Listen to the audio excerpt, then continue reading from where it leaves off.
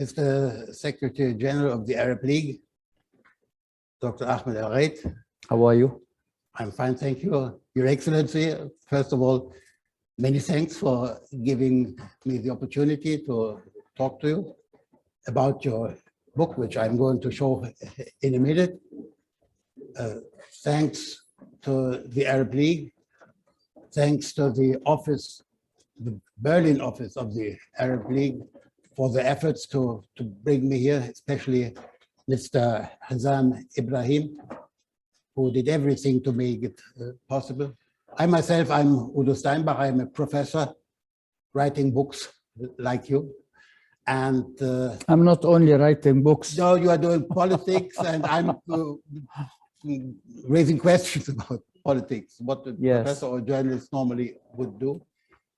And so in this time, I came here as a sort of ambassador sent by the Deutsche Arabische Freundschaftsgesellschaft, the German Arab Friendship Association. They told me, go to Cairo to interview Mr. Aboul Gheit and about his book. It's very, very beautiful, very important book, which we would like to communicate to a larger and broader German audience. At your disposal. So thank you so much once more. Please. And so first of all, I would say that we could have met in these rooms many, many decades ago. You told me that you are born 1942, I'm 43. And in the second half of the 70s, or the first time I came to Cairo was in 1972 as an academician. And the first colleague to whom I turned was Dr. Boutros Ghali, who by that time was the head of the Al-Ahram Institute and the editor of the Siyasa Dawliya. Yes. So, and later on we had projects together, and Dr. Boutros Ghali is figuring very high in your book. And later on we conducted the Euro-Arab dialogue after 1976, after the end of the war in 1973, about which you have written. Then we started the Euro-Arab dialogue between 76 and 83.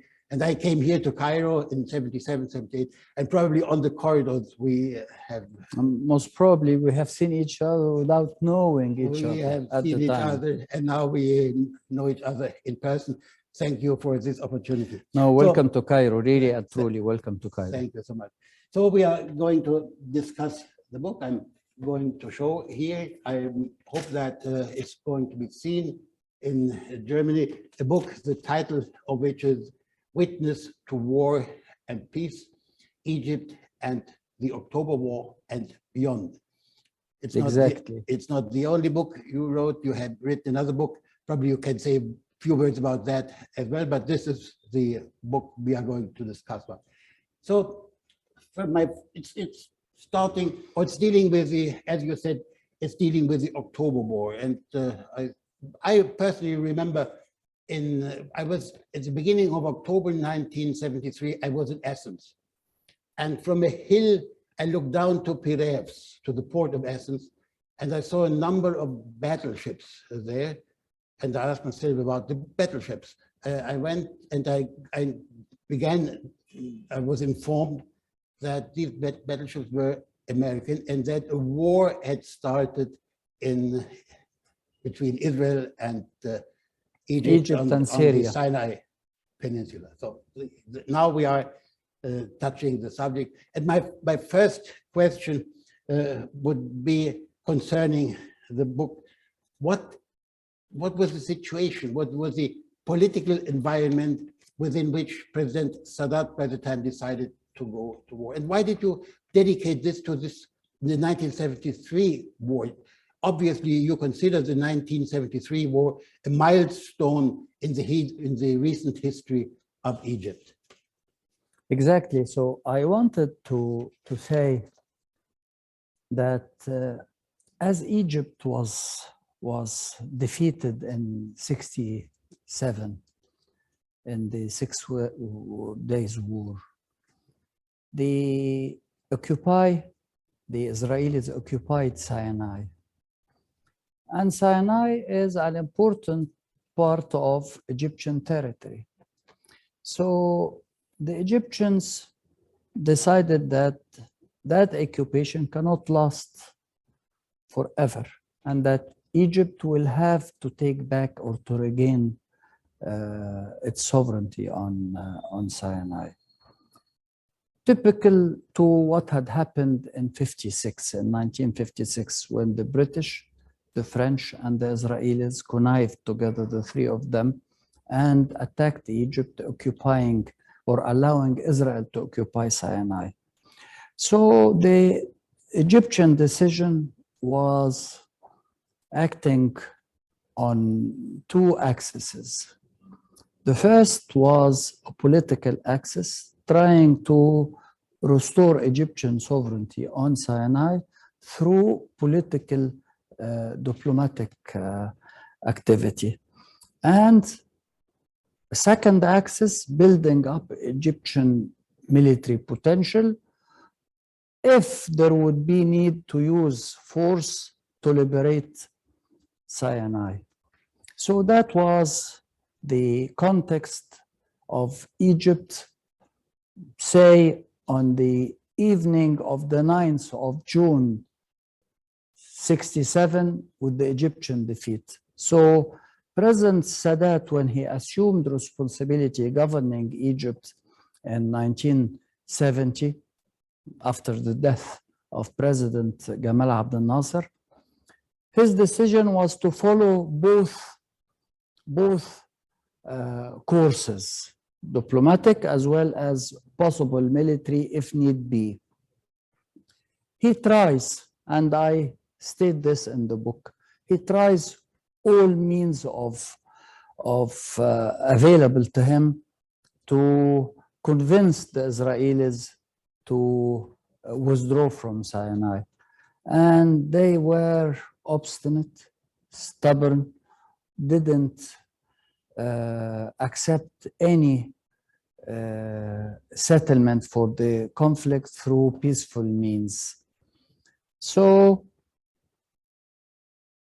the Israelis had a claim on some parts of Sinai, and they wanted to continue occupation of some parts of Sinai in the context of whatever settlement that would be agreed upon between both. The president, Sadat, of course, was insisting that Egyptian sovereignty comes to the international borders between Egypt and Palestine under the British mandate according to 1906 agreements. The Israelis didn't accept. So he opens up to Yugoslavia, to President Tito at the time, to have a kind of venue to the Israelis. And the answer was full rejection of his openings to Israel. So he goes to President Ceausescu of Romania, because both of them, Tito and Ceausescu, have had good relations with the Israeli Prime Minister at the time, Golda Meir. And the Israeli answer was rebuffing his openings. So he comes to the conclusion that let's try to convince the Americans to change Israeli attitude. And he sends an envoy to meet Kissinger, the National Security Advisor in the United States. A meeting takes place in New York, and the American National Security Advisor Kissinger tells Hafiz Ismail, the general whom I was working for, that maybe we can allow the Israelis to give you nominal recognition of Egypt's sovereignty on the borders, but in actual fact, there will be measures depriving Egypt from applying its own sovereignty on the full Sinai. So he meets Kissinger twice without any result of a possible breakthrough. So Sadat comes to a conclusion that he will have to fight the Israelis and to use force in order to further his political objectives and to attain his political objectives. A typical formula of Clausewitz thinking of making war, reaching for political objectives. And what was the military situation in terms of equilibrium between the Egyptian There forces was- and the Israeli forces by the time? The Israelis were superior to the Egyptian forces due to the fact that the United States was giving Israel all kinds of very top modern equipment, while Egypt was in a way, not fully, but in a way restrained by the Soviet Union at the time. So he convinced the leadership after having prepared fully the Egyptian military for an attack. And the political idea was, for him, was let us cross the canal by force. Let us destroy the Barleif line where the Israelis were building fortresses there.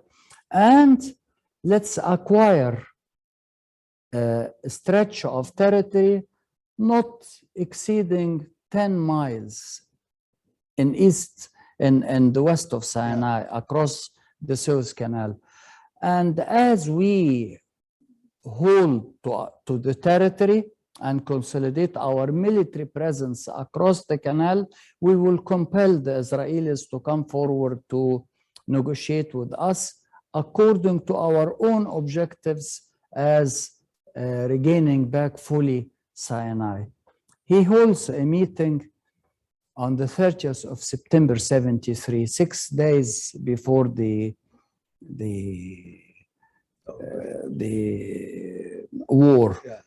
All of this I read in the files of the Egyptian state because I was working as a staffer in the cabinet of the National Security Advisor to President Sadat. Okay, he convenes the meeting, top Egyptian leaders sitting, and he asks the commander-in-chief of the army, what do you intend to do in the context of launching the war? And the commander says, President, I intend to cross the canal by force. I intend to destroy all the strong points that the Israelis have erected on the bank of the canal, the western bank of the canal. I will hold to a stretch of 10 miles and I will repel all Israeli counterattacks. And I hope in 15 days to 3 weeks, we would have accomplished the military aspect of the war.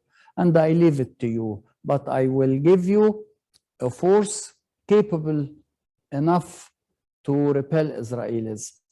I know that we are inferior to them militarily due to the fact that the Americans were giving them everything, but we will not be defeated. We will attain the political objective of the war.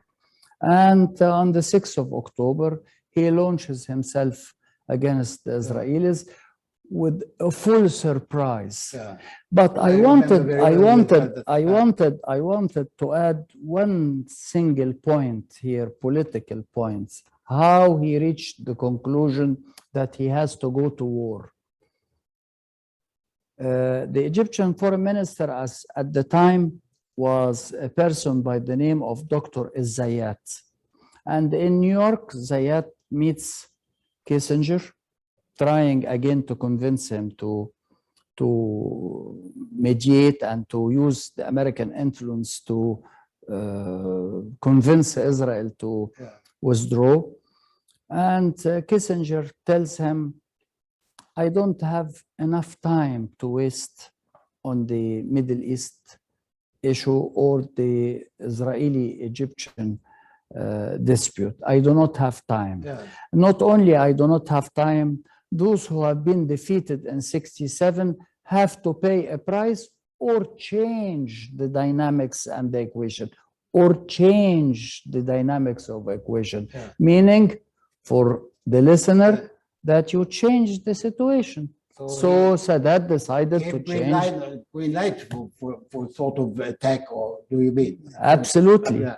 And what was the reaction by Kissinger once the war had started? What was the role of the United States now once the...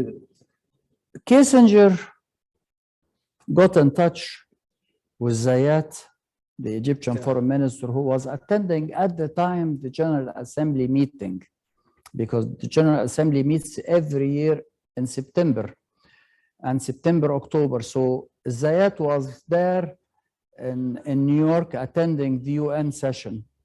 And Kissinger calls him in New York at 6 o'clock in the morning. 6 o'clock in the morning. Cairo at the time was 1 o'clock in the afternoon, 6th of October. Yeah. And Kissinger tells him, I hear that there are certain mobilization of Egyptian forces. I understand that you are concerned that Israel might be attacking you, so you are mobilizing your forces. I'm conveying to you assurances from Israeli government that they do not have any hostile intent towards Egypt. Yeah. So please advise the Egyptian leadership to not to push the situation into a military confrontation. By the time the die was cast, because Egyptian forces were already in the sky, Egypt's air force as well as Egypt's artillery, and the war went. So as the war took place, Kissinger again calls El-Zayat and calls for withdrawal of Egyptian forces from positions they occupied in Sinai. Of course, a request or a demand that was not only silly, the Egyptians would never have accepted. And then Kissinger threatened Zayat by telling him, you have to understand that you will not win the war and tables might turn against you. And he writes this to the National Security Advisor, Hafiz Ismail, the fellow whom I was working for. So we were responding to American pressure at the time to stop the war and to evacuate Sinai. And the Egyptians continued and continued. The Israelis counterattacked, and all Israeli counterattacks between the 6th of October up to maybe the 10th of October were repelled. Yeah, yeah. But later on, the American support to the Israelis was decisive. I mean, and what was the Russian, the Soviet reaction to the war? And the Soviets, I recall two events. The Soviets detecting preparations in Cairo and Damascus to launch attacks against Israel. They were unaware that that's going to No, happen. They didn't know. Yeah. But they started evacuating their own experts and their families from Damascus. So comes the Soviet ambassador to Egypt, comes to Hafiz Ismail, the National Security Advisor, again, the fellow whom I was working for, and tells him, are you going to war? Are you heading to war? So Hafiz Ismail changes the course of the discussion by telling the Soviet ambassador, you should not withdraw your people from Damascus, because you are signaling the Israelis and you are helping to ignite the situation in the region. So Hafiz Ismail tells the Soviet ambassador by the name of Vinogradov at the time, go and see President Sadat. He might give you whatever. So the Soviet ambassador goes with a message on the 5th of October to meet President Sadat. A message from Brezhnev, the first secretary of the Politburo in Moscow. I read the message after the event, after the meeting. It was written in Arabic, and the translation was very weak. The composition of the language amazed me, because I thought that how come the Soviets or the Russians, with all their Arabic speaking diplomats and translations and elaborate work, to write a message that it most probable was it was written in haste, so it didn't show. And the message was, do not go to war and be careful, because it might not end in good grace for Egypt. So President Mubarak, President Sadat reads the message, and he tells him the die is cast. The Israelis, I tried my best to convince them to relinquish their control on Sinai, and they do not want to accept. So all options are open, and he didn't tell him that tomorrow I will attack. He told them all options are open to me. When the war started, it was, so I understood from your book, not just about Sinai given back to Egypt, but all the time President Sadat had the Palestinian issue on his mind. Is that so? Absolutely. Of course. Because if you go back to the history of the Arab-Israeli conflict and the Egyptian intervention in Palestine in 1948, the cause was what had happened to the Palestinian population, because the Israelis occupied the land, evicted millions of Palestinian refugees out of Palestine, and didn't accept a settlement with the Palestinians. So, of course, it was paramount in Egyptian thinking, especially that by the time Sadat launched the war, the Israelis were in full occupation of Sinai, West Bank, and Gaza, the territories that were lost by Jordan and Egypt to the Israelis again in the same war of '67. Yeah.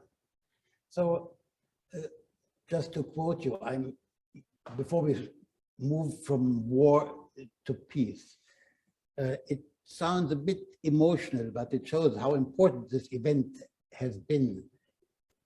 The army, you're right, the army restored the pride and honor of Egypt, or none of Egypt's leaders over the past 5,000 years had to face such a situation we are currently in. And finally, you call it an Herculean effort. I'm talking about the war. It is. Yeah. It is because you were fighting a military machine that was a very modern machine, supported fully by a superpower that was giving everything to the Israelis.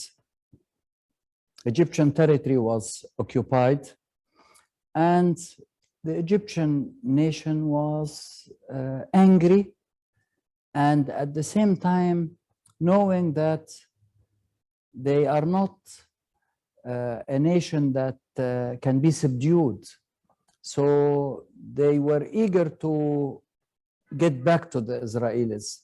And they did it in 73.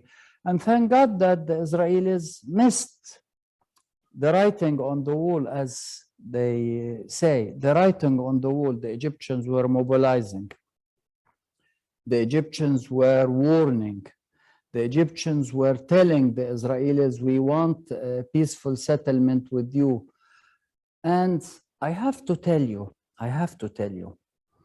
that after the initiation of the peace effort in November, December 77, after 4 years after the war. We just come to Yes, the but event I in wanted to stress that point. Yeah. I am coming to tell you.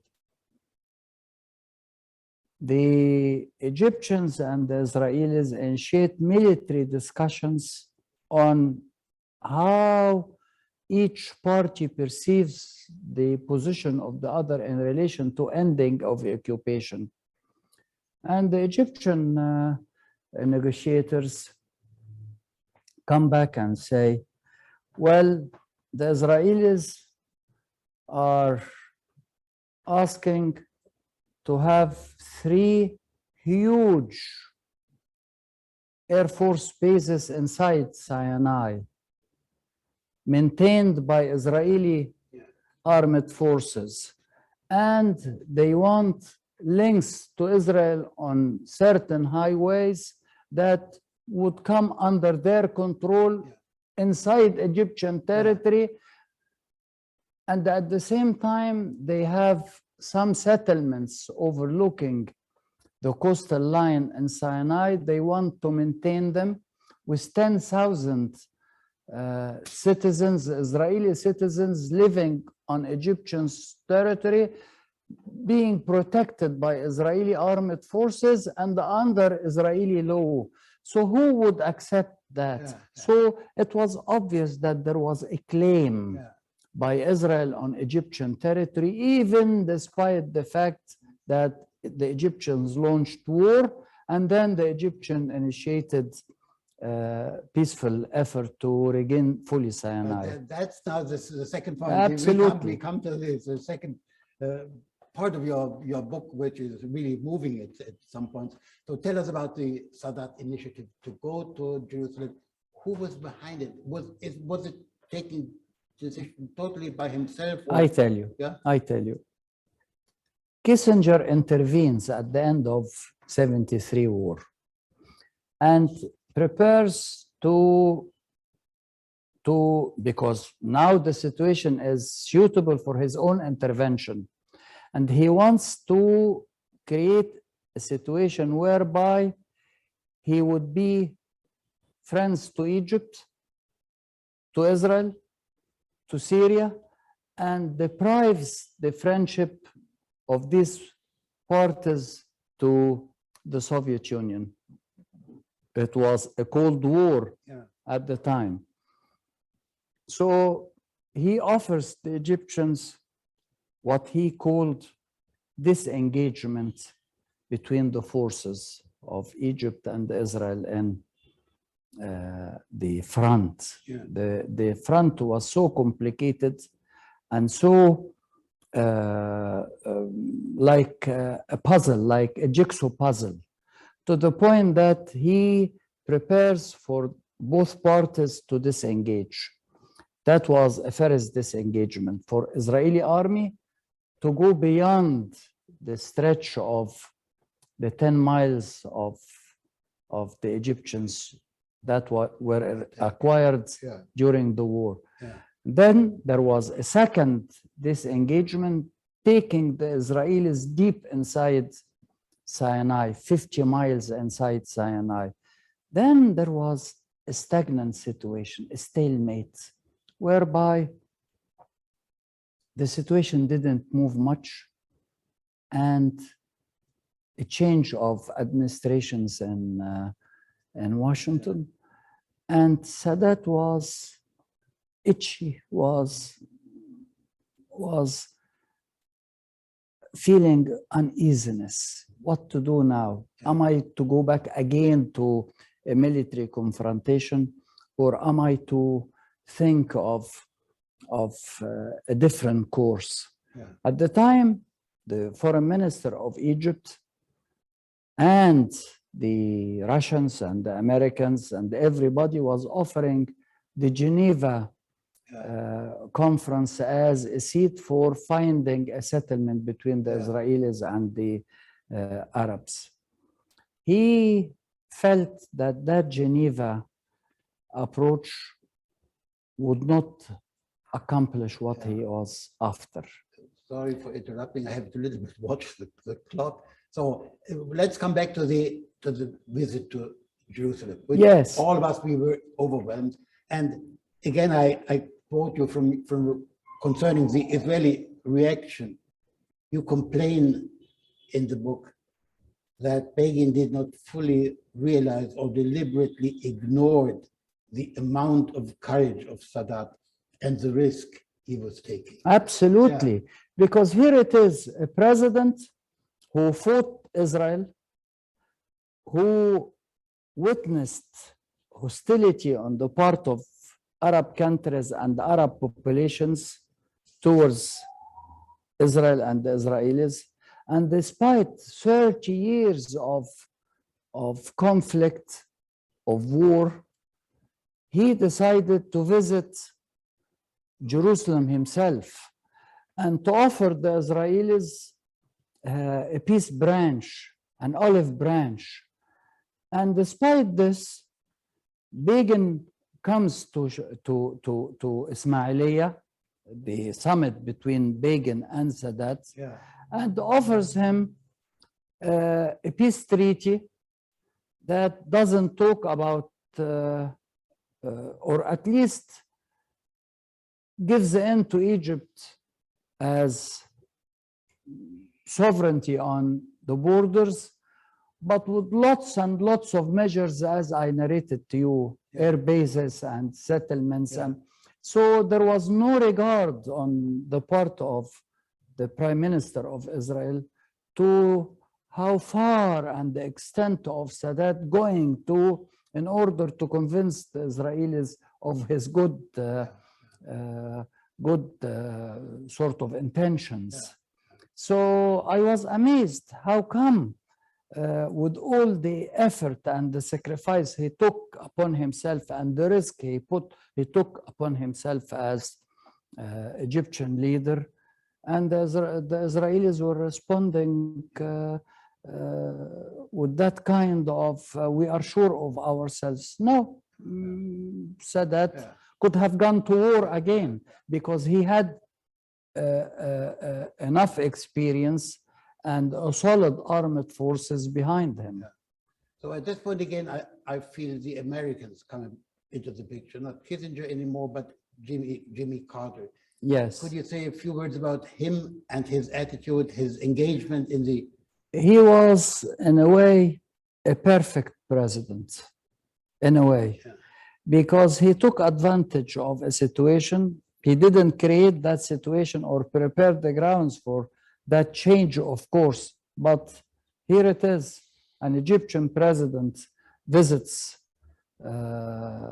Jerusalem, and the dynamics of composition of two committees, one political and one military, and the Egyptians and the Israelis started negotiating with each other. So he knew upfront of the Israeli intentions and the Israeli kind of not giving in to Egypt's position. So he intervenes by inviting the Egyptians and the Israelis to meet. And there were many meetings and many encounters leading towards the summit in Camp David in September 78.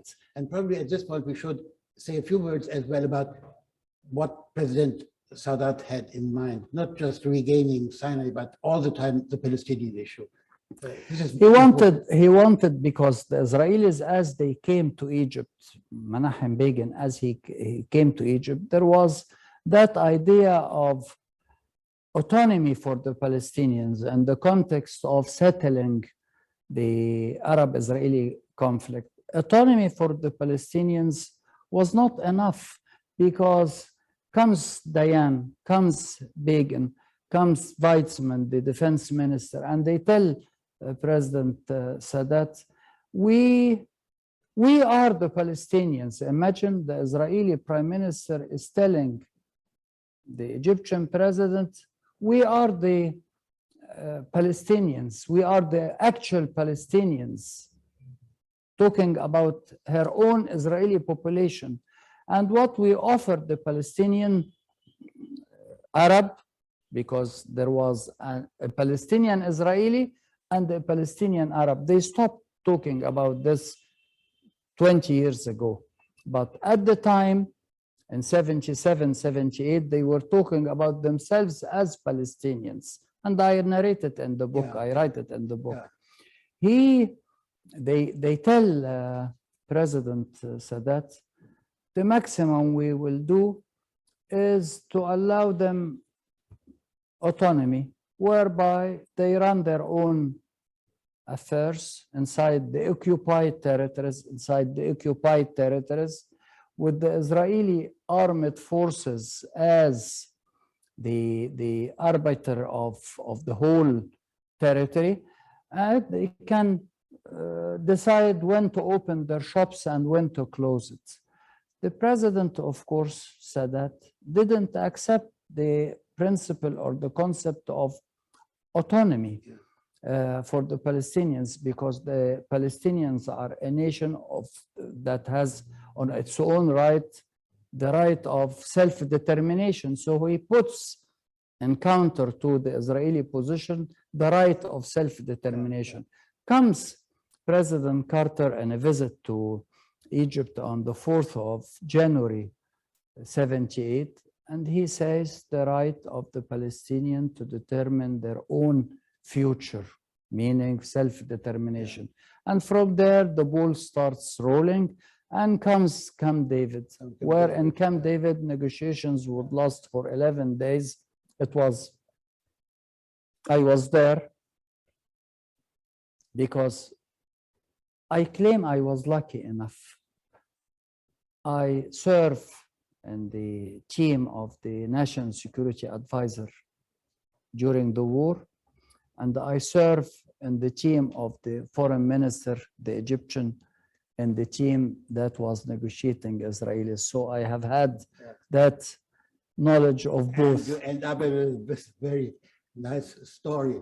You observed the signing of Camp David. You were not. I was not there. You were not there.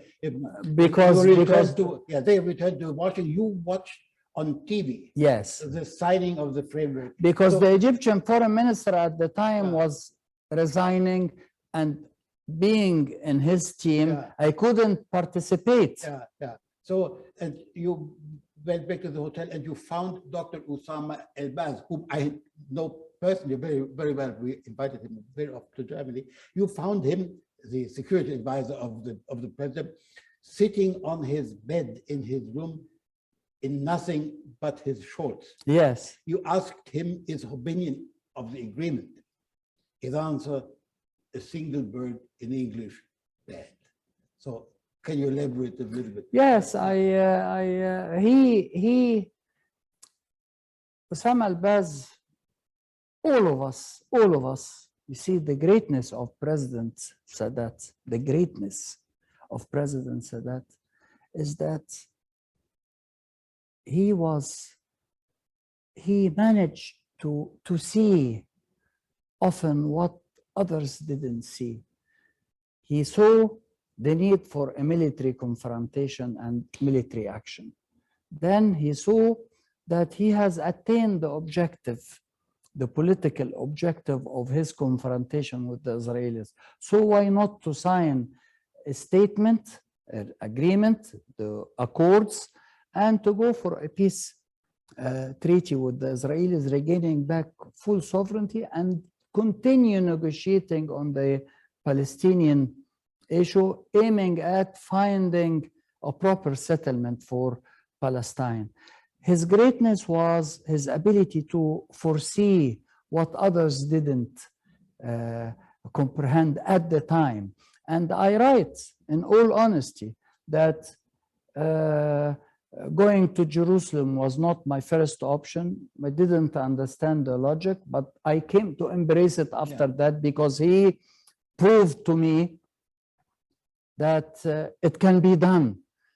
There in Camp David and in the negotiations that took place for the peace agreement or treaty between Egypt and Israel, again, it was established that he was reading proper the situation in Israel.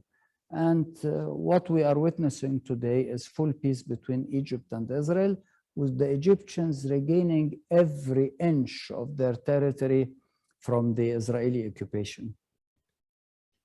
But unfortunately, he didn't not very much Leave for it. the Palestinians. And so later on, the Oslo agreements came, and you have not to say very much about other conferences, but you refer the Oslo agreements of 1993 to Camp David, and you say similarities, great similarities. I want to elaborate on these similarities. Yeah. Great similarities, because he was offering according to the Egyptian proposals on the Palestinian settlement given to the Israelis and to the Americans, they had a certain understanding, and the Americans allowed the Camp David Accords to have a certain logic. That logic was not far from the agreement that was signed in '93 in August between the Israelis and the Palestinians.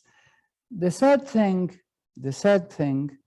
is that the Palestinians sadly didn't comprehend the Egyptian effort, didn't understand it, and came late. How many years late? Between 78 and 93, 15 years. Yes. And signed almost on the same lines of the only dynamics that were there in Oslo that went beyond Camp David Accords was a clear-cut reference to certain dynamics after 5 years, the transition. But there was also a transition in the Egyptian proposals and the Camp David Accords. There was a transition of 5 years, but underneath the lines, there was the prospect of finding a permanent settlement. In Oslo, the permanent settlement was very clearly mentioned. You have a very nice sentence to say about Jimmy Carter. To end this story, you say, while under Jimmy Carter's presidency, the US position was largely sympathetic to international law, but then gradually eroded, showing the decline in the US assessment of the situation over the last nearly 40 years. In relation to settlements, in relation to settlements, they started by saying settlement activity is illegal and against international law. That was an American position. Then was eroded, changed till President Trump 3 years ago said it was illegal activity. How come? How come you bring foreign presence, put it on territories of people, evict people, and take hold of the territory? How come that happens in the 21st century? So before coming to the prospects, I have to say that for the people who are listening to us, that for the last 15 minutes, they will have the opportunity to intervene, to raise questions and so on. So now we can go on with an interlude, so to speak. You tell a very nice story about you going to Bonn to restore the baton of General Field Feldmarschall Walter von Brauchitsch, which you took back to his family in Bonn in February 1978. You made a critical remark on Helmut Schmidt, whom you met by this time as a As member of chancellor. the delegation. You were a member of the delegation, headed by the Egyptian Minister of Foreign Affairs. I met Helmut Schmidt a couple of times. I talked to him. I even was invited to his home in Hamburg, in Langenhorn, to lecture him on Islam. And all the time, Mr. Schmidt was talking about Egypt, about talking President Sadat. He talked about him in highest terms. And when it came to Islam, all the time Helmut Schmidt used to say, everything I know about Islam, I know from President Sadat. So can you briefly retell the story, which is that for our German audience? You see, the family of Field Marshal Brauchitsch came to Genscher and came to Schmidt and told them, we understand that the baton was in the ownership of President Farouk of Egypt in 52. Yeah. Then the Egyptian state took hold of the baton. So would you please approach the Egyptian president, and we know that you have a best of relationship with him in 77, and convince him to return it back as a jest for the German nation. So the president agrees, and he takes it from the museum. He takes it from the museum of the king, because the king have had his objects were sort of stored in a museum in his name. So it was given to the Egyptian foreign minister to carry it, to give it to Chancellor Schmidt and to Foreign Minister Genscher. So he gave it to me as in his company in the flight to Bonn. We were going first, I think, to Frankfurt, and from there to travel to Bonn by car. Okay, I have it. I decide to open it, and having read a lot about the Second World War and about how von Brauchitsch was promoted after the fall of France in June 1940, because 17 generals of the army of the German army were promoted to field marshals in one day. Brauchitsch was amongst them. So I was really amazed to be carrying it. And when we gave it to Genscher to give it to Schmidt and the family, everybody was gratified of the notion or the move of Sadat towards the family. Yeah. So now let's come to the future or the present situation and concerning the Arab-Israeli relationship, Palestinian question. The peace treaty between Egypt and Israel remained a cold peace over many decades. Now, what has changed now that a couple of Arab governments decide rapprochement to Israel, even conclude diplomatic relations? Although, I mean, there is this plan, the Arab plan, the Arab Initiative. The Arab nation, that all Arab nations would recognize Israel once Israel would have come to terms with the Palestinians. What is the situation now? Is it to expect that after so many years of a cold peace that this is getting to become a warmer peace? Relations between Egypt and Israel, as I detect, as I see them, are normal. And there is that kind of understanding everywhere between Egypt and Israel. But the sad thing is that in Israel currently, there is a government that is very fragile, a very rightist government, and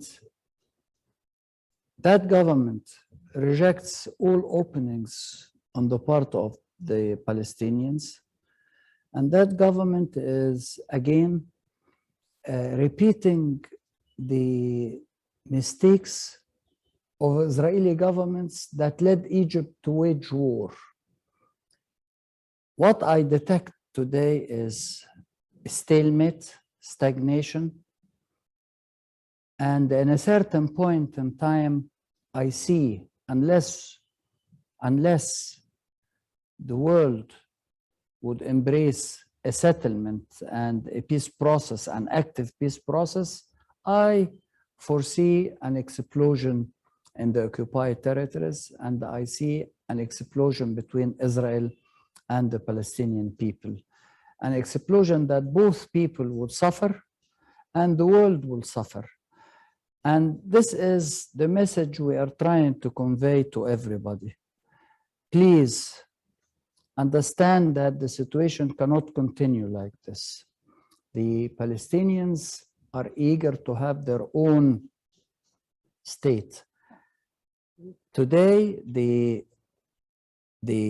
Israeli-Palestinian conflict on the ground reflects control of Israel of 78% of the territories of original Palestine that belong to Israel, and only 20% of the territories belong to Palestinians under Israeli occupation. So relinquish your control and give the Palestinian a breathing space, because in the absence of the two-state concept being applied, there will be one state between the River Jordan and the Mediterranean with two people. Two people, possibly today they are 15 million people. And a sort of a balance between the Palestinian component and the Israeli component right now. But imagine in 30 years from today, 2050, there will be 15 million Palestinians and only 10 million Israelis. What would you do then? Would you have an apartheid state where 10 million are controlling the fate and the future of the 15 million, living with them in the same space? Or would you allow a bi-national country and bi-national state? I do not preclude possibly that in 50 years from today, there will be a Palestinian elected by the population to be the prime minister of Israel if it continues like this. And the world will not accept apartheid and doesn't accept apartheid. So now let us end with this, with your book, and look forward a little bit in terms of the future of the Arab League over the next 30 years probably. But before, I have to say that now the floor is open, so probably we get some questions from the audience. But in your book, you have not to say very much about the role of the Arab League. But now you are the Secretary General. You have a second term reaching until 25 or 26, if I live. So, well, hopeful. And I think that these will be decisive years in terms of the Arab world at large, in terms of the international position of the Arab world, in terms of European-Arab relationship. For what is your vision for the Arab League? And probably I may add another question. Would you see any sort of role of the European Union to play? Could you regard the European Union as sort of model, the way Europe has united, so different speeches, so different cultures, so different, political, but in the end we became a union. You see that as a kind of role model for the Arab League? You see, to answer the second question, the second part of your question, the Arab League is maintaining the best of relationship with the European Union. And we have a kind of cooperation within the Mediterranean called Union for the Mediterranean and the Barcelona process. And all these activities have been launched 30 years ago and they are still in play. There has been the first summit between Arab and European leaders in Sharm el-Sheikh sometime in 2019. There will be another summit in 22 in Brussels. There will be possibly first part of 22 a meeting between Arab foreign ministers and European foreign ministers, the second or the third meeting. So relations are okay between these two groupings. Whether the Arab League would evolve on the lines of what the European Union achieved, the philosophy of both organizations is different. The Arab League is a coordinating body, bringing Arab countries together to coordinate their act vis-a-vis their own problems as well as the international community. The European Union's approach is different. It is unifying Europe in a space political as well as economic. That is not the objective of the Arab League, and it was never so. Yeah, I can't see any questions. So then let's go on. Come back to your book in the conclusion. In the conclusion of your book, I find two additional remarks. The one relates to the defeat in 1967. You quote, "It should have been studied when it was still possible," and names named. So have you anything to say about the defeat of 67 and the reasons? And you see, the 67 was more than 50 years ago. Lots of testimonies have been stated. Many leaders, Egyptian leaders at the time, wrote their memoirs. Many Egyptian military leaders also admitted the mistakes and wrote about them. But there hasn't yet been, in my opinion, a thorough investigation, detailed for every aspect of the war, whether militarily or politically or economically, that would give us Egyptians a full understanding of what had happened in order to immunize Egypt against any blunder of the sort. 67 was a blunder, and a blunder without proper political objectives or military objectives to going into a confrontation. When you build up a military confrontation with an enemy or a foe, you have to have political objectives. You have to have political and military objectives. The Egyptian army mobilized and went to Sinai without a clear-cut understanding of what is to be achieved and what is desired. At the same time, Egypt, at the time of going into war, was maintaining or were maintaining 80,000 Egyptian troops in Yemen, 2,000 miles away from Egyptian territory. So the Egyptian military potential was divided between two theaters of operations, and the Israelis took advantage of that. So that was different to the war in 1973. Of course, of course. So a last word on Egypt. You have been foreign minister of Egypt for so many years, between 2004 and 2011. So you really have to say important things. You warn at some point towards the end of your book, you want to be instrumentalized in the political interests of outside powers. and for purposes in which Egypt herself does not have specific stakes. You allude to the Shah of Iran and Turkey in this respect. You mention the American Foreign Secretary Cyrus Vance in Camp David, who allegedly wanted to help Egypt to lift the burden of the Middle East.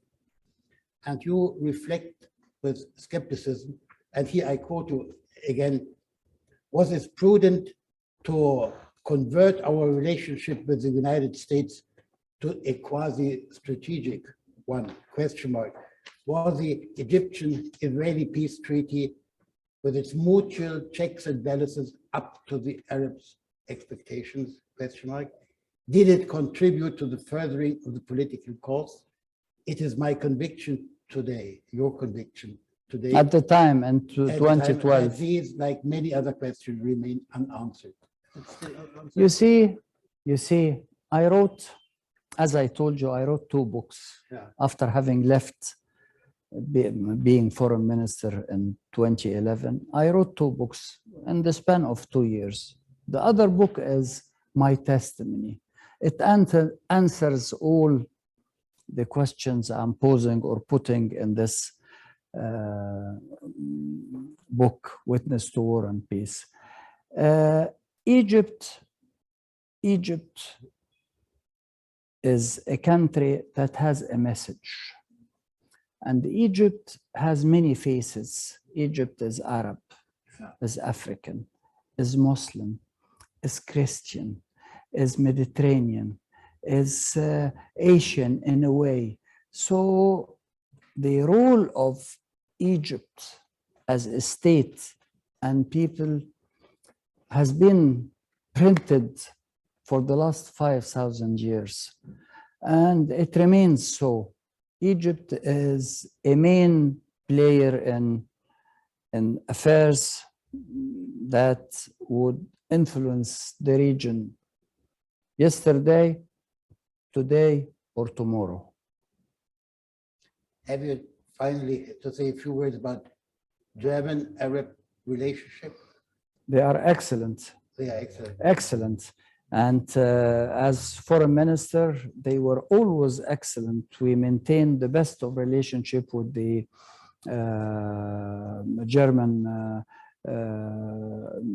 Germany everywhere and in all aspects. As well as I notice nowadays a very close relationship between the Egyptian President Sisi, and the Chancellor. The Egyptian-German relation is perfect. So thank you so much. I hope that's going to remain like this. I hope, of course. Hope, of course. Thank you for answering the question. Thank you for publishing the book. Thank you very much. And I hope to see you in Berlin. I will be coming to Berlin. And we, as a German-Arab Friendship Association, Deutsch-Arabische Freundschaftswerk, would really like very much to provide you of a forum to speak my mind. I'm ready to do. Thanks a lot. Here, a question comes up. Let me see whether I can identify it. Is it in Arabic or English? It's in German. Dear all, I would like to thank you, Your Excellency, for the amazing talk. My questions on the 21st century: do you think that military intervention is alternative to diplomacy? Military intervention, as long as there will be people on earth, there will be the resort to violence, sadly, and to military intervention. However, I do not condone it. I do not condone it. And I hope always for all conflicts to be resolved and settled through political, peaceful means. But people, human beings, have always maintained the resort to violence through military force, through armies, to settle vital issues. I hope we do not see it anymore in the Middle East. I hope. Thank you once more. Thanking once more the Office of the Arab League in Berlin, when we hope to remain in very close cooperation with the new representative of the Arab League there, Mr. El Yamli. Thank you once more. Yes, thank you very much. Thanks. Thank you very much.